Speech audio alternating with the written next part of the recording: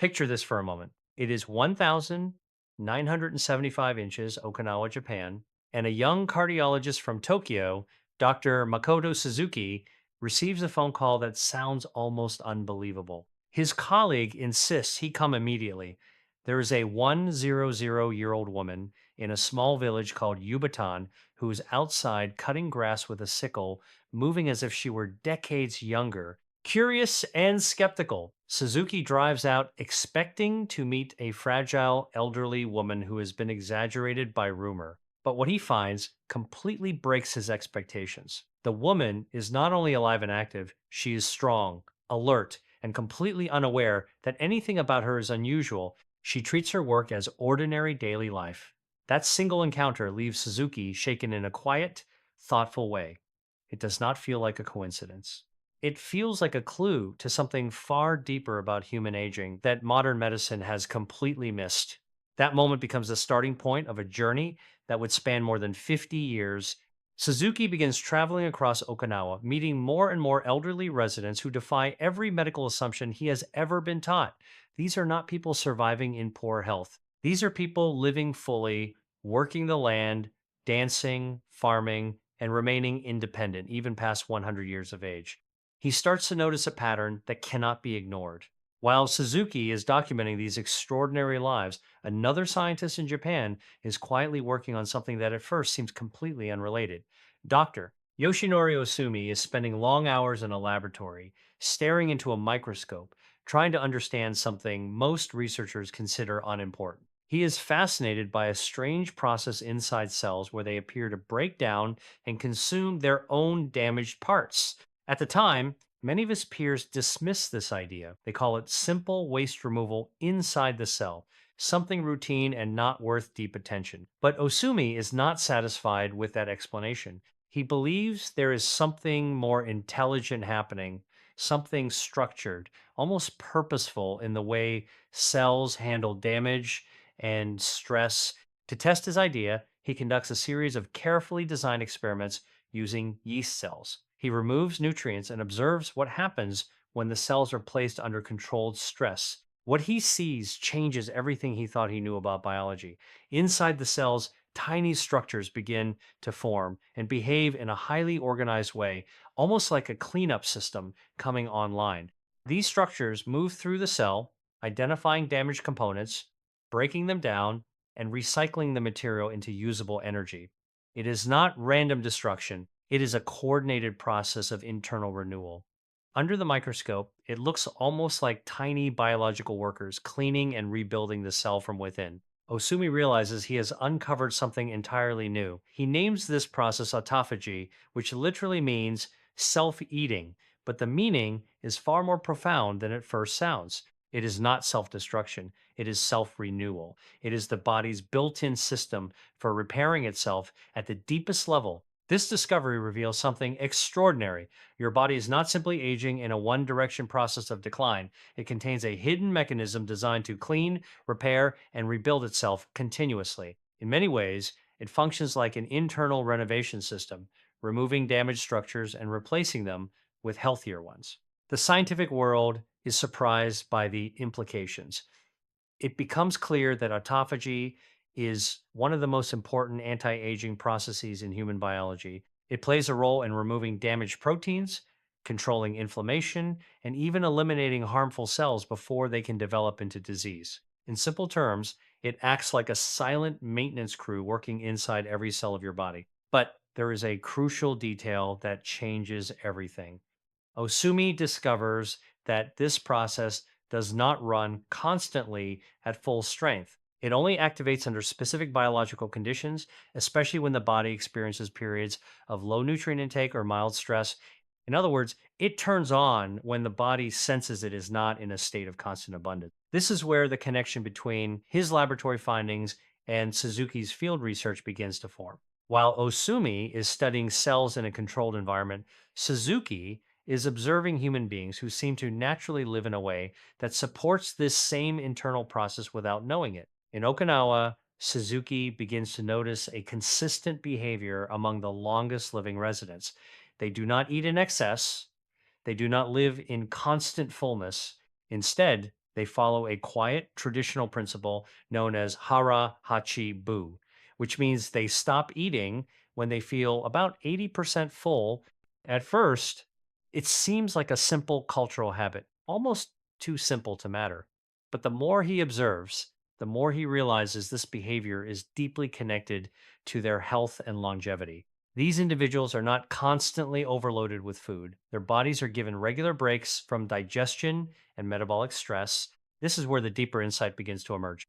By stopping at around 80% fullness, these centenarians may be unintentionally creating the exact internal conditions that activate the body's cellular repair systems. They are not constantly signaling abundance to the body. Instead, they allow periods where the body can shift into maintenance mode. To understand this more clearly, Suzuki begins to think of the body in simpler terms. Imagine your cells as a large factory. When food is constantly arriving and being processed, every worker inside that factory is busy handling new material. There is no time to stop and repair broken machines or clean damaged areas. But when food intake is reduced slightly and there is a natural pause between meals, the situation changes. The factory slows down production. For the first time, workers are no longer overwhelmed with incoming materials. This creates space for maintenance teams to enter, clean up damaged equipment, and restore efficiency. This is the quiet biological advantage Suzuki begins to suspect is happening inside the bodies of these long lived individuals. They are not pushing their systems to the limit every day. Instead, they naturally allow cycles of activity and rest that support deep internal repair. What started as a simple observation in a rural village is now connecting directly to one of the most important biological discoveries in modern science. And yet, at this stage, neither Suzuki nor Osumi fully realize just how closely their findings are linked. The stage is now set for something much larger to emerge, as both clinical observation and cellular biology begin pointing toward the same hidden truth about human longevity. The stage is now set for something much larger to emerge, as both clinical observation and cellular biology begin pointing toward the same hidden truth about human longevity, even though neither side has fully connected the dots yet. Back in Japan, Dr. Makoto Suzuki continues expanding his research across Okinawa, and what he discovers only strengthens the mystery rather than simplifying it. The more elderly individuals he studies, the more consistent their patterns become, not just in how long they live, but in how well they live. Many of them remain physically active well past what modern medicine would consider possible, maintaining independence, mental clarity, and a sense of daily purpose that seems untouched by age. At the same time, Suzuki notices something even more interesting. These individuals are not relying on medical interventions or complicated health programs. They are not following modern fitness trends or consuming specialized supplements. Instead, their lifestyle appears remarkably simple, almost modest in structure, yet deeply consistent in behavior. Their eating patterns, their daily routines, and even their attitude toward food all seem to follow an unspoken discipline that has been passed through generations rather than written in scientific journals. While Suzuki is documenting these findings, another figure begins to stand out in Japan: Dr. Shigeaki Hinohara, a physician whose personal life becomes one of the strongest real world examples of these principles in action. Unlike many academics who study longevity from a distance, Hinohara lives it directly. He continues working well beyond the age of what most would consider retirement, not because he feels forced to, but because he believes ongoing engagement is essential for maintaining health and vitality. Hinohara develops a personal routine that reflects his understanding of the body's natural rhythms. He structures his meals in a way that avoids constant digestive load. Instead of frequent heavy eating throughout the day, he keeps his intake light and controlled during daylight hours, reserving more substantial nourishment for later in the day while still maintaining a clear cutoff point in the evening. Over time, this creates extended periods where his body is not focused on digestion, but instead appears to shift into internal maintenance. What makes his case particularly compelling is not just the routine itself, but the long term outcome. Even at an age where most people experience severe physical decline, Hinohara remains active, continues seeing patients, and participates in professional life with a level of energy that surprises those around him. His condition becomes a living demonstration of what happens when the body is not constantly overloaded with food and stress, but instead allowed structured periods of rest. During this time, researchers begin to better understand how deeply connected digestive patterns are to overall systemic health. It is no longer viewed as just a matter of calorie intake or nutrition quality alone. Instead, it becomes clear that timing, frequency, and rest periods may play an equally important role in determining how efficiently the body repairs itself. This is where the connection to cellular biology becomes even more relevant. The same mechanisms that Osumi observed under the microscope begin to mirror what is being seen in human populations. When the body is not constantly processing incoming food, internal systems appear to shift focus from external digestion to internal maintenance and repair. This includes the breakdown of damaged proteins, recycling of cellular components, and removal of dysfunctional structures that accumulate over time. At the same time, another important medical figure, Dr. Hiromi Shinya, begins contributing to this growing understanding from a different angle. As a gastroenterologist, Shinya spends decades examining the internal digestive systems of a massive number of patients, eventually reviewing hundreds of thousands of cases. Through this extensive observation, he begins to notice a strong correlation between digestive health and overall physical condition. Patients with consistent digestive strain often present with broader systemic issues, including low energy levels, weakened immunity, and signs of accelerated aging. In contrast, individuals with healthier digestive patterns tend to show stronger overall vitality, not just in the digestive tract, but across multiple systems of the body. This reinforces the idea that the gut is not an isolated system, but a central regulator of health. Shinya also observes that dietary patterns influenced by modern processed foods tend to place continuous stress on the digestive system. Frequent eating, heavy meals, and low quality food sources leave little room for the body to enter any meaningful recovery phase. The system remains in a constant state of processing, leaving minimal opportunity for internal repair mechanisms to activate effectively. When these observations are compared with both Suzuki's field research and Osumi's cellular discoveries, a clearer picture begins to form. The body appears to function optimally when it is allowed cycles of activity and rest, not only in terms of sleep, but also in terms of digestion and metabolic workload. These cycles create windows where repair systems can operate without interruption. This leads to a key realization that begins to unify all these separate lines of research.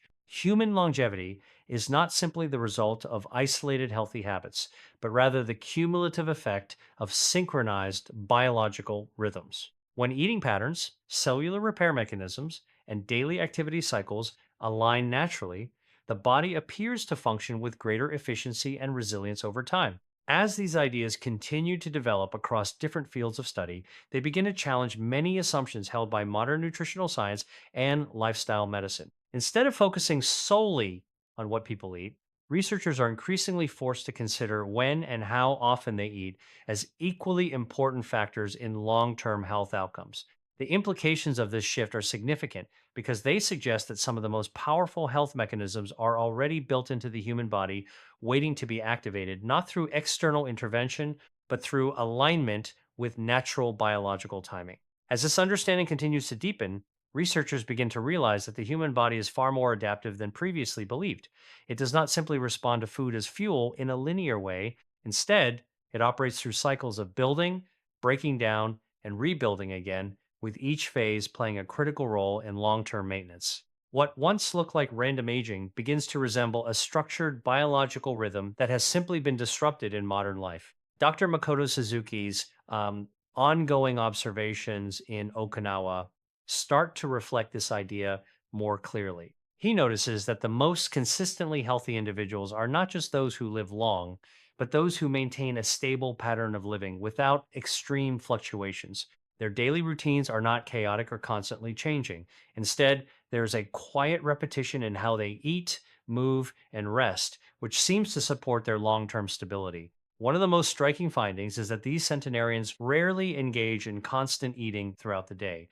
There is no pattern of continuous snacking or late night consumption. Meals are structured, intentional, and separated by significant gaps of time. This creates natural intervals where the digestive system is not active and the body is free to redirect its energy toward internal processes.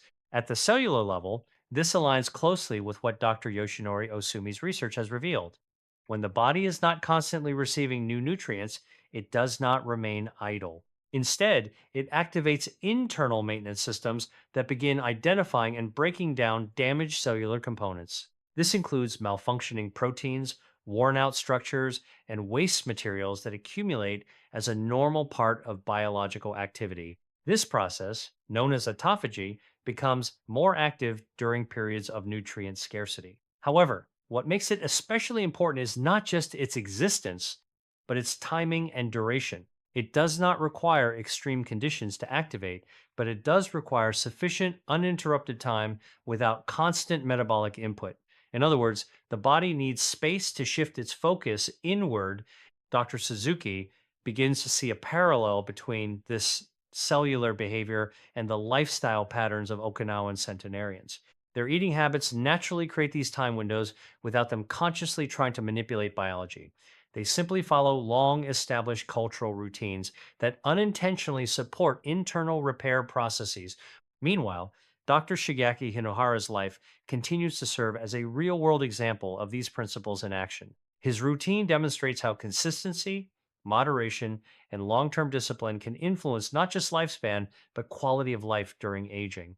He avoids overcomplication in his diet, focusing instead on simplicity and balance, while also maintaining meaningful daily engagement in work and social activity. His approach highlights another important dimension that researchers begin to take more seriously: the role of psychological and emotional factors in physical health. It becomes increasingly clear that longevity is not only shaped by biological inputs like food, but also by how individuals interact with their environment, their sense of purpose, and their level of mental stimulation. At the same time, Dr. Hiromi Shunya's extensive research into digestive health adds another layer to this growing framework. Through decades of endoscopic examinations, he identifies a strong relationship between digestive stress and systemic decline. Individuals with heavily burdened digestive systems tend to show signs of reduced vitality across multiple areas of health, while those with lighter digestive loads often display stronger overall resilience. This reinforces a key idea that begins to unify all these observations. The digestive system is not an isolated mechanism responsible only for processing food. It is deeply connected to the body's broader regulatory systems, influencing energy levels, immune response, and even the rate of biological aging. When digestion is constantly active, the body remains in a continuous state of processing external input. This leaves limited capacity for internal restoration. However, when digestion is given structured breaks, the system appears to shift into a different mode, one focused on maintenance and recovery rather than constant intake and breakdown. Across all these studies, a consistent pattern emerges. Whether at the cellular level observed by Osumi, the population level studied by Suzuki, or the clinical observations made by Hinohara and Shinya, the same principle appears repeatedly. The body performs best when it is not under constant metabolic pressure. This leads researchers to a broader conclusion that begins to reshape how aging is understood. Aging is not simply a passive accumulation of damage over time, it is also influenced by how frequently the body is allowed to repair itself.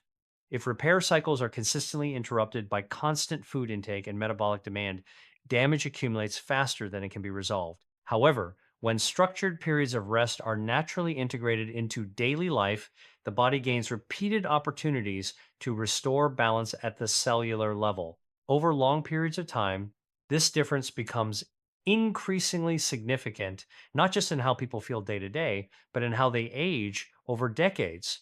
As this part of the research converges, it becomes clear that what once seemed like separate discoveries are actually different perspectives on the same underlying system. Cellular biology, digestive health, lifestyle patterns, and cultural habits are all reflecting variations of a single biological principle: rhythm. The human body is not designed for constant input, it is designed for cycles. And when those cycles are respected rather than disrupted, the systems responsible for repair, renewal, and resilience appear to function far more effectively.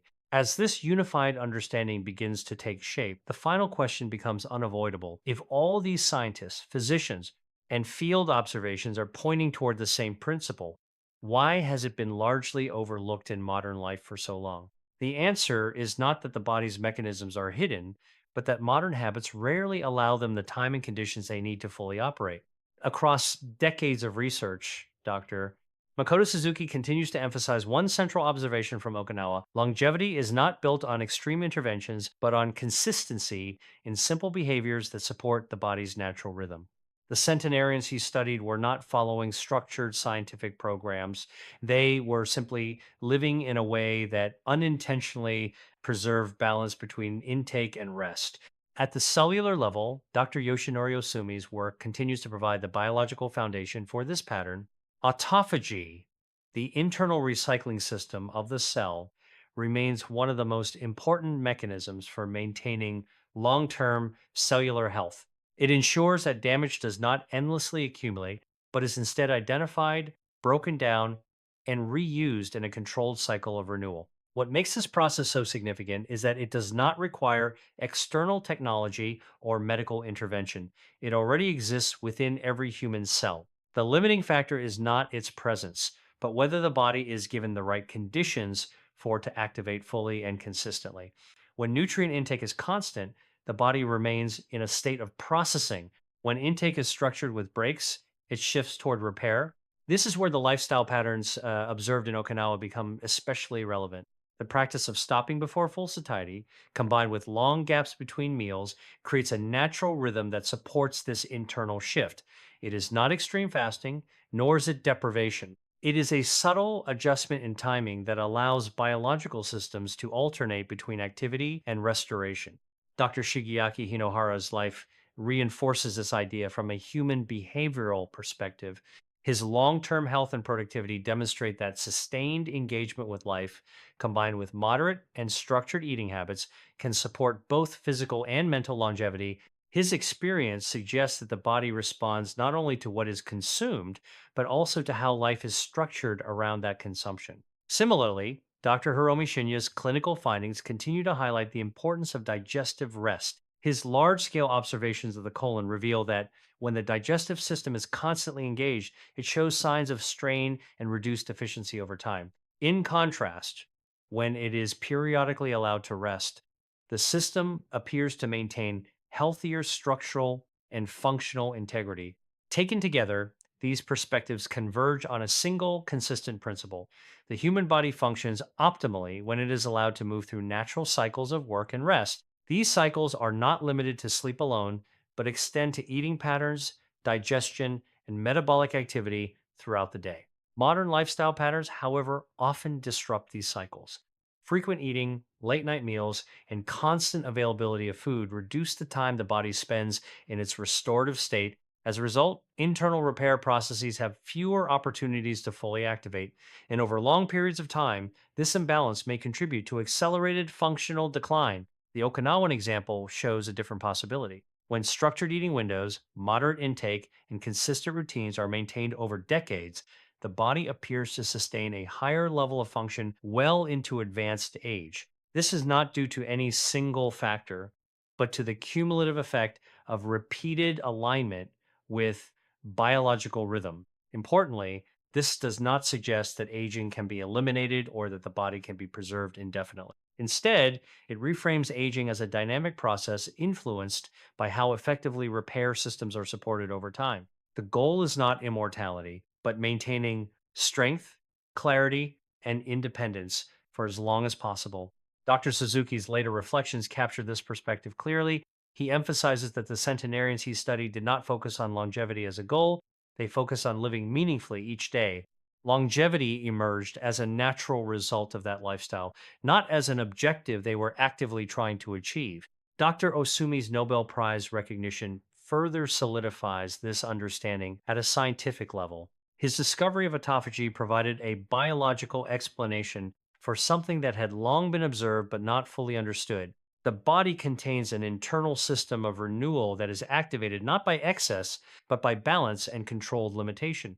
In the end, the most important insight from all these discoveries is not a complex formula or strict regimen, it is a shift in perspective. The human body is not a machine that deteriorates without intervention. It is a self regulating system designed for renewal, provided it is not constantly overwhelmed. This means that small, consistent adjustments in daily habits can have long term cumulative effects, not dramatic changes, but subtle alignment with natural rhythms. Allowing time between meals, avoiding constant stimulation of the digestive system, supporting periods where the body can focus inward rather than outward. As research continues to evolve, these principles are increasingly being studied across multiple disciplines, from cellular biology to nutrition science to aging research. What was once considered traditional lifestyle wisdom is now being validated through modern scientific frameworks. Ultimately, the legacy of Okinawa is not a secret formula, but a reminder that the body already knows how to maintain itself.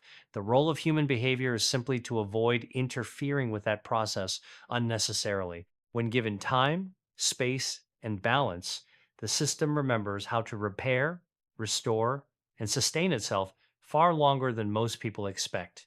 And as Dr. Suzuki continues his work well into his later years, still observing, still learning, and still discovering, he serves as a quiet example of the same principle he has spent a lifetime documenting, that curiosity, purpose, and alignment with natural rhythm may be just as important as any medical intervention in shaping how we age.